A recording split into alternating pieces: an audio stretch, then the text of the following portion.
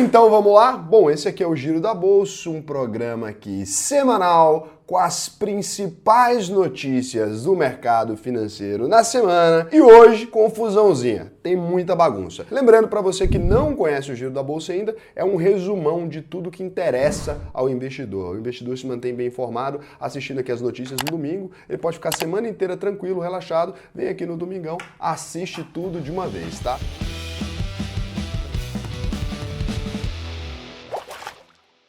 A gente vai começar aqui com algumas notícias muito interessantes, só que assim, cara, olha o peteco. Nessa semana a gente teve o fechamento aí do mês, né, do trimestre e do semestre, então a gente tem 3 fechamentos importantes aí. Aqui no Brasil, a gente vai dar destaque aí para a chamada PEC dos combustíveis, que acabou de ser aprovada com ampla folga pelo Senado. A PEC decreta aí estado de emergência no país e cria um pacotão aí de 41 bilhões de reais em auxílio. Como eu já tinha dito para vocês antes, nada é tão velho, né, quanto um político novo, porque é normal, isso aqui existiu em todos os outros governos. Em ano de eleição, o cara tá ali se preparando para tentar aumentar a sua popularidade. Não foi o Bolsonaro que inventou isso, nem o Lula, nem a Dilma. Isso aqui vem, ó, de anos, né? Então, assim, nem o Temer, nem ninguém, né? O Temer não fez, na verdade, porque já não tinha popularidade nenhuma, nem pensava em ganhar, nem concorreu. Mas aqui você tem, então, um pacotão agora de auxílio, porque, né, eleição chegando, todos os políticos precisam aumentar a sua popularidade. Aí, com isso, eles colocaram aumento de R$400 para R$600 no Auxílio Brasil, colocaram aumento do Vale Gás para R$120, custearam aí a gratuidade do transporte público para idosos, compensação do ICMS para os estados que concedem créditos tributários para o etanol, ou seja, tentando baixar a gasolina, reforço do programa Alimenta Brasil,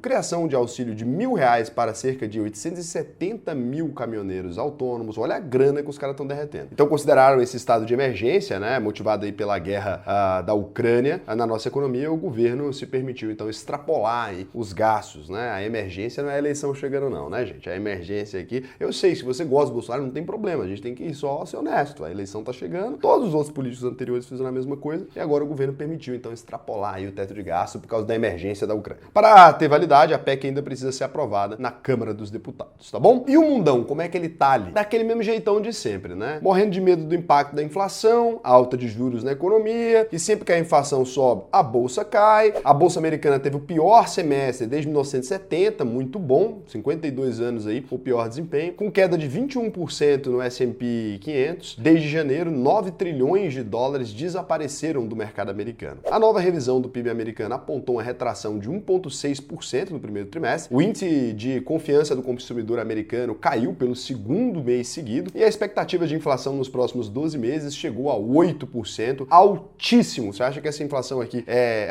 até ok, o Brasil está acostumado a ter 10, 12, para os americanos isso aqui é altíssimo, 8%, então, a inflação para os norte-americanos. Na Europa, a inflação bateu mais um recorde histórico em junho aí, 8,6%, com metade dos países acima de 10%. Por isso, o Banco Central Europeu aí decidiu que finalmente vai subir os juros depois de 11 anos, pela primeira vez. No fórum da entidade, realizado em Portugal, presidentes de bancos centrais da zona do euro reconheceram que o bloco vem subestimando a inflação desde o ano passado e que agora precisam agir com urgência. Bom, a Europa está com problemas gravíssimos, a gente tende a ver uma dificuldade muito grande porque os países, né, mantêm um padrão muito elevado de gastos e agora eles já são ultra endividados e estão enfrentando uma inflação muito grande. A Europa não tem muito mais de onde injetar dinheiro na economia, ela tinha feito o quantitative easing inúmeras vezes, eu expliquei isso aqui para vocês lá atrás, a gente já sabia que isso ia acontecer, tá? Então, lá na hora que começou a pandemia, quando começaram a injeção de dinheiro na economia, a gente começou a conversar, volta nesses vídeos que vale muito a pena você ver, porque não é uma profecia, né? É um fato, e agora você consegue ver que economicamente tem um pessoal terraplanista da economia que acha que injetar dinheiro não acontece nada, a gente começa a ver o que acontece, a política de sair injetando dinheiro, colocando dinheiro na economia loucamente, tentando resolver a economia injetando dinheiro. Não funciona, a gente sabe disso desde sempre,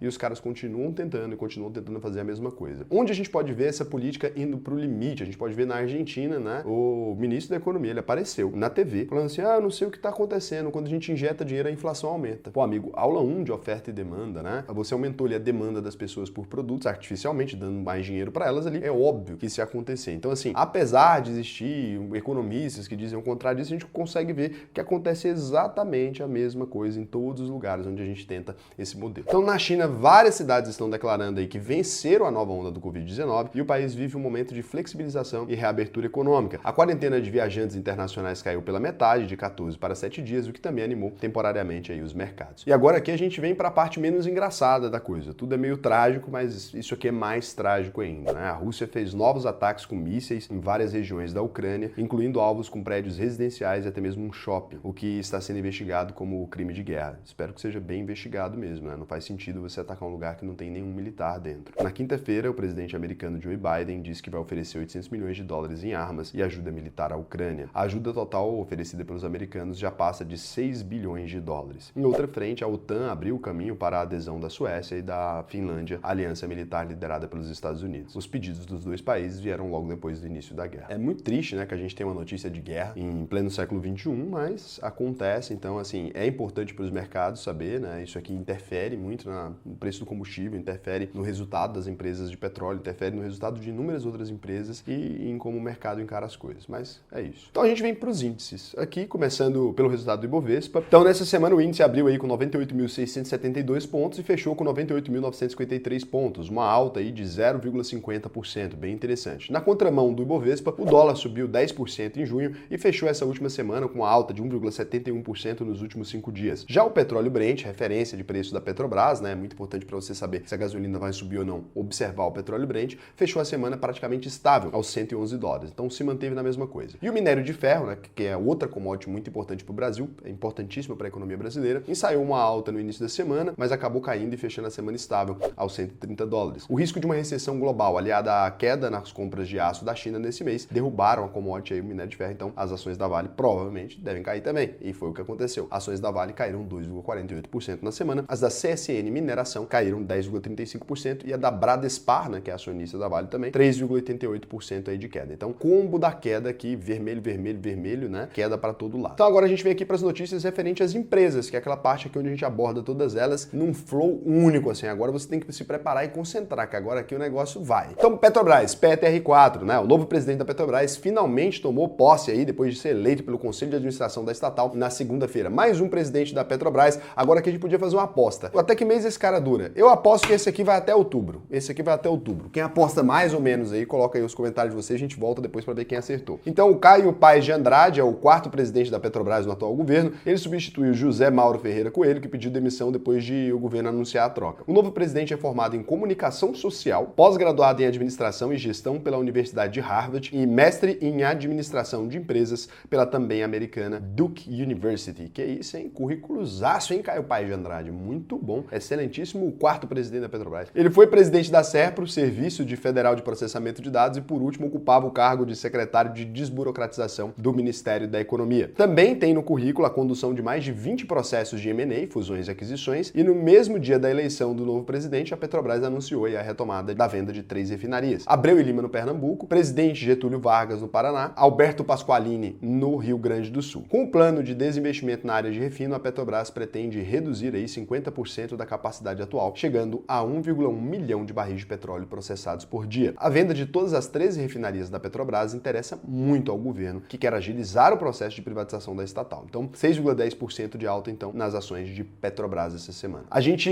vem aqui agora para as ações de Fleury, FLRY3. As ações de Fleury saltaram 16% na quinta-feira, depois de anunciar a fusão com o Instituto Hermes Pardini, né? A Pard 3, que chegou a subir 24%. As duas empresas vão manter o nome atual, mas o grupo vai passar a deter aí 16% de participação no mercado de laboratórios de diagnósticos médicos no Brasil. Olha essa fusão, né, cara? Que doideira. Ainda bem que eu invisto em Fleury. A Fleury avaliou a Hermes Pardini aí em 2,5 bilhões de reais e vai pagar R$ 2,15 para cada ação ordinária de Pard 3. Além disso, vai oferecer também uma troca de ações aí, considerando 1,2 ação da Fleury para cada ação da Pardini. Então, uma troca boa aí. Juntas, as empresas vão ter 487 unidades de atendimento em 12 estados e no Distrito Federal. E o valor de mercado de cerca de 8 bilhões de reais. O negócio ainda precisa ser aprovado pelos acionistas e passar pelo crivo de Conselho Administrativo de Defesa Econômica, o CAD. Acredito que deve passar aí com relativa tranquilidade, porque a Fleury não é tão gigante, tá? Ações da Fleury fecharam aí com 11,3% de alta, como a gente falou, a R$ 15,87. Ações do Instituto Hermes Pardini S.A. chegou a subir 9,69% na semana, fechando a R$ 20,15. A gente vem aqui para Unidas, Lacan, né? O Conselho Administrativo de Defesa Econômica aí, né, aprovou a venda de ativos da locadora de veículos Unidas, a Lacan 3, LCAM3, para o grupo Brookfield. A decisão faz parte do processo de fusão entre a Localiza, a Rente 3 e a Unidas. Então o que acontece aqui? O CAD, que é o Conselho Administrativo de Defesa Econômica, eles têm uma função no Brasil que é evitar que empresas muito grandes se juntem e que elas poderiam, de alguma forma, lesar, né, o consumidor se elas se juntassem. No geral, o que acontece é que é um monte de politicagem ali, uma burocracia, uma pessoa é dona de uma empresa, eu não posso me juntar com o outro ali. Ah, por quê? Porque vai atrapalhar a concorrência. Quando é com o Estado, não tem problema, né? Pode juntar, pode fazer monopólio, pode ser a única lotérica do país a oferecer jogos de apostas para as pessoas, pode ser a única petroleira, né? Pode ser a única tudo. Agora, quando é uma empresa, não, cara, aí é brincadeira, não pode se juntar não, né? Cara, se as empresas se juntassem ali, o máximo que acontecer, elas tentarem oferecer um preço menor, o máximo que acontecer é ganhar um monte de concorrente, não tem muito jeito, né? E no capitalismo a gente tem aí a ampla concorrência. Se você está incomodado, tenta fundar uma empresa e fazer melhor, né? O que a gente pode fazer com relação a isso? Se ela aumentar o preço demais, alguém vai oferecer o mesmo serviço por um preço menor. Então o grupo Brookfield ficou responsável por comprar os ativos, que incluem as operações de aluguel de carros e a rede de vendas de seminovos, numa operação de 3,5 bilhões de reais. Como parte da combinação dos negócios, os acionistas da Unidas vão receber para cada ação ordinária, que possui ação com final 3, 0,4388 ação também ordinária da Localiza. Esse 4388 é muito importante porque você tem ali uma proporcionalidade. Então, dependendo do número de ações que você tem, você acaba recebendo mais. Raul, o que acontece com a sobra? Você acaba recebendo em dinheiro. Raul, o que acontece se eu tenho menos de uma ação? Você acaba recebendo em dinheiro, tá bom? Então, ali, Localiza subiu 4,16% nos últimos 5 dias. E a Companhia de Locação das Américas, vulgo Loca América, subiu 4,68%, fechando a R$ 24,15. A gente vem aqui agora para Eneva, Enev 3. Isso aqui muita gente estava esperando, hein? A Eneva, empresa também do setor de energia aí, especializada na exploração e produção de gás natural, vendeu 300 milhões de novas ações essa semana, com desconto de 2,5%, cada ação foi vendida por R$14 e a companhia conseguiu levantar então 4,2 bilhões. Para que eles querem esse dinheiro, né? Para financiar lá a compra da Sebarra e da Celcepar, que tem aí uma das maiores usinas termoelétricas e de gás da América Latina. Somente com a aquisição da Celcepar, a Eneva vai desembolsar 6,1 bilhões, né? Então, as ações de Eneva aí fecharam com 0,73% de alta a R$ 15,14. E agora a gente vai falar dela, Oi BR3, né? Depois de 2 adiamentos aí, a empresa de telefonia Oi publicou, enfim, o resultado do primeiro trimestre desse ano. Mas antes disso, eu quero fazer uma reclamação. Eu sou, né, cliente da Oi, ainda sou cliente da Oi, tá? Raulzão, cliente raiz de Oi. Não invisto na empresa, jamais investiria, mas sempre fui cliente da Oi. E agora a Oi foi adquirida, a Oi aqui de Goiás, foi adquirida pela TIM. E todo mundo já trocou, cara. E o meu continua escrito Oi. Então, queria entender aí, queria uma explicação da Oi aí pra esse problema aí que eu tô enfrentando. Eu não sei para quem que eu devo pagar a fatura. Vocês não me falam mais nada. Não debita o dinheiro da minha fatura na minha conta. Tem alguma coisa errada. Então vamos aos destaques. A receita líquida da Oi foi de 4,41 bilhões de reais no primeiro trimestre, praticamente igual às 4,45 bilhões registrados nos 3 primeiros meses de 2021. O EBITDA, né, de rotina aí, né, os lucros antes dos juros, impostos, depreciação e amortização, ou seja, o lucro antes de tudo que vem depois dele, aumentou 10% na base anual, saída de 1,14 bilhão para 1,25 bilhão. Então o EBITDA foi interessante. Já a margem EBITDA cresceu 2,8 pontos percentuais, fechando o trimestre em 28,4%. Não tá ruim não. No fim das contas, a Oi surpreendeu o mercado de forma muito impactante, ao reverter aí um prejuízo de 3 bilhões e fechar o primeiro trimestre com um lucro líquido de 1,78 bilhão. Mas a empresa admitiu que o resultado foi impactado por um ganho financeiro de 1,87 bilhão. Só com o resultado cambial líquido, a empresa embolsou então 2,35 bilhões, né? A Oi está a um passo de se livrar aí do processo dela de recuperação judicial. Ela está escolhendo adiar, na verdade, isso foi iniciado no fim de 2017. A diretoria espera uma sentença definitiva aí nas próximas semanas e quer concentrar a atuação no serviço de internet por fibra ótica com foco em melhorar a experiência dos usuários, principalmente dentro de casa. Para isso, um dos novos focos é a integração com a chamada internet das coisas. Muito legal, né? A Oi indo para esse braço mais de tecnologia, a gente torceu tanto para ela se recuperar, tem tanto funcionário. Tá parecendo que a gente está se encaminhando para o fim dessa novela com um final muito positivo. A Oi então sai da recuperação judicial, a Oi passa a ser uma empresa muito menorzinha, né? Uma empresa com 3 bilhões, o valor de mercado da Oi hoje, muito pequeno comparado ao que a Oi foi antes, mas uma empresa enxuta com potencial aí de crescer. E outra coisa também é que ela recebeu aquele perdãozão de mãe da Anatel, né? De uma dívida gigantesca que ela tinha lá, contribuiu muito com isso aqui, né? Então a Oi foi salva aí pelo gongo, fico muito feliz aí, o pessoal lá do GL que sempre assistia aqui, né? Um abraço aí pro GL, ele sempre falou bastante de Oi. Não é uma empresa que eu gosto do case, não investiria, mas eu fico muito feliz por ver uma empresa brasileira sendo preservada, a gente preserva emprego. Quando a gente está falando de uma empresa, né? A gente fica fazendo piada com bolsa e tal, tem que tomar cuidado com isso, porque tem que lembrar que tá cheio de funcionário ali dentro, então tem que falar com respeito quando a empresa está num momento ruim, porque você imagina, um monte de gente vai perder o emprego se aquela empresa quebrar, um monte de gente vai ficar sem receber se aquela empresa quebrar, então eu não levo muito pra esse lado. Fico feliz demais que a Oi tenha se recuperado. Isso aqui não é futebol, tá? Isso aqui tem vidas envolvidas, isso aqui a gente não pode ficar montando torcida e falando mal das coisas, porque não é assim que funciona. Tem gente de verdade trabalhando nesses lugares. Então agora a gente vem pros dividendos, né? A gente vai conferir as empresas que anunciaram os dividendos e a data. Como vocês sabem, agora chegou aquele velho momento do vídeo, que é o momento onde eu faço aquelas caretas enquanto vai passando aqui os dividendos. Você pode pausar para você ir vendo, os dividendos vão ser pagos na semana. E olha só minha reação de surpresa com alguns deles.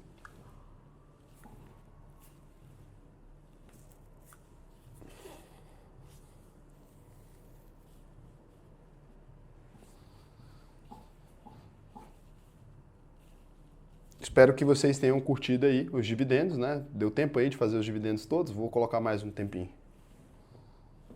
E a gente vem aqui agora para aquelas rapidinhas, né? Aquelas bem rapidinha mesmo, só aquela que, sabe, pá, entendeu? Então o Brasil criou aí 277 mil vagas formais de emprego em maio aí, segundo dados do CAGED, muito bom, Cadastro Geral de Empregados e Desempregados do Ministério do Trabalho. De acordo com o IBGE, o desemprego caiu para 9,8% no Brasil, o menor nível desde 2015. As contas do chamado Governo Central, né, Tesouro, Previdência e Banco Central do Brasil, registraram déficit aí de 39,3 bilhões em maio, acima dos 30 bilhões projetados pelo mercado. As receitas aumentaram 5,6% na base anual, mas as despesas subiram 7,9%. O IGPM, o Índice Geral de Preços de Mercado, subiu aí 0,59% em junho. De acordo com a Fundação Getúlio Vargas, nos últimos 12 meses, o índice acumula uma alta de 10,70%. Voltou a ser um índice normal, né? Parou de ser aquela loucura. Foi publicada a lei aí 14.385, que permite o ressarcimento aos consumidores do ICMS cobrado sobre a base do preço do PIS e COFINS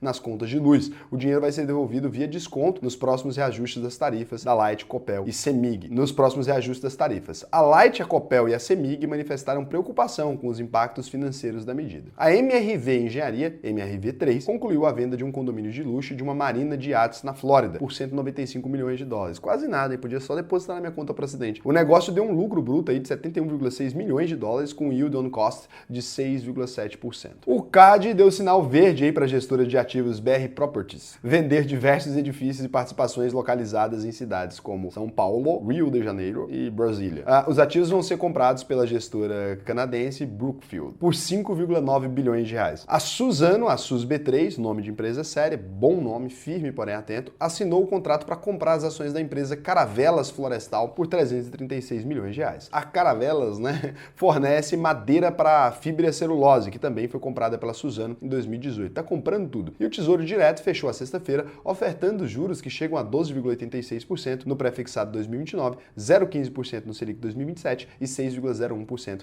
no IPCA 2055. E agora que a gente vai para aquela internacional, aquelas notícias só para investidor de fora. Quem aqui já investe no exterior, comenta assim, eu invisto no exterior só para saber se está fazendo sentido por isso aqui, né? Então a Tesla, famosa na Nasdaq como TSLA, né? A fabricante de carros elétricos, Tesla, então fechou um escritório na cidade de San Mateo, na Califórnia, e demitiu 200 funcionários que trabalhavam no local. A unidade era especializada em analisar dados e avaliações do sistema de condução autônoma do veículo. Bom, e demite o pessoal que cuida da segurança do sistema aí, ó. Boa, muito bom. Nas últimas semanas, o mega empresário Elon Musk, CEO da Tesla, já vinha anunciando que seria preciso fazer cortes no quadro de pessoal da empresa. Um dos motivos seria o receio de uma recessão na economia americana. Depois ele desmentiu que não tinha receio nenhum, agora demitiu o povo mesmo assim. As demissões causaram uma forte queda de 8,86% nas ações, que fecharam a semana cotadas a 681,79 dólares na Nasdaq. Por que, Raul, se o cara está economizando dinheiro da empresa, que as ações caem mesmo assim? Porque uma incerteza com relação ao futuro, se o próprio CEO tem, eles também têm, né? Então, Coinbase, a Coin, analistas do grupo financeiro, então, Goldman Sachs, na NYSE GS, né, rebaixaram as ações da corretora de criptomoedas Coinbase, Coin, devido à queda generalizada das criptos puxadas pelo Bitcoin. A opinião do Goldman Sachs muda mais do que aponta assim e faz assim. É isso que o Goldman Sachs usa para dar recomendação. O mercado projeta a necessidade de redução substancial nos custos da empresa para conter a queima de caixa resultante do desmoronamento dos ativos nos últimos 7 dias. Por isso, o Goldman Sachs recomendou a venda das ações na Coinbase. Nessa semana, a cotação da empresa fez um novo mergulho, caindo 17,62% desde segunda-feira. Imagina se vocês caíssem igual o Bitcoin, né? Seria muito pior. 49 dólares então. Falando de cripto, o Bitcoin, como o fundo do poço não tem porão, caiu mais 6,10% aí. Apesar disso, vários bancos, instituições internacionais internacionais estão vendo o momento como positivo para a compra da moeda. Inclusive o Raul tá vendo como positivo e comprou bastante da moeda. Então o americano JP Morgan já tinha estipulado aí 38 mil dólares o valor justo da moeda. Agora, depois da queda brusca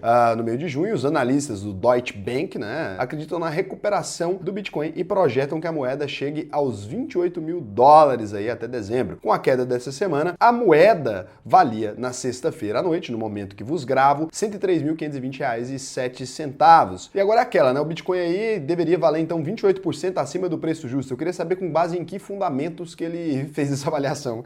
JP Morgan, o negócio é uma moeda digital que não existe e não produz nada. Não, eu gosto de Bitcoin, vocês sabem, né? Mas essa daqui foi meteção de louco, né? O valor justo. O Ricardo tá aqui me explicando que essa notícia, na verdade, né, do valor justo do Bitcoin, ela é de maio, né? Eles queriam pôr e aí acabaram colocando ele e o Leonardo decidiram pôr aí a notícia e ele tava falando, não, mas tira. Só que o negócio é o seguinte, é o que eu falei, o JP Morgan fez assim, ó.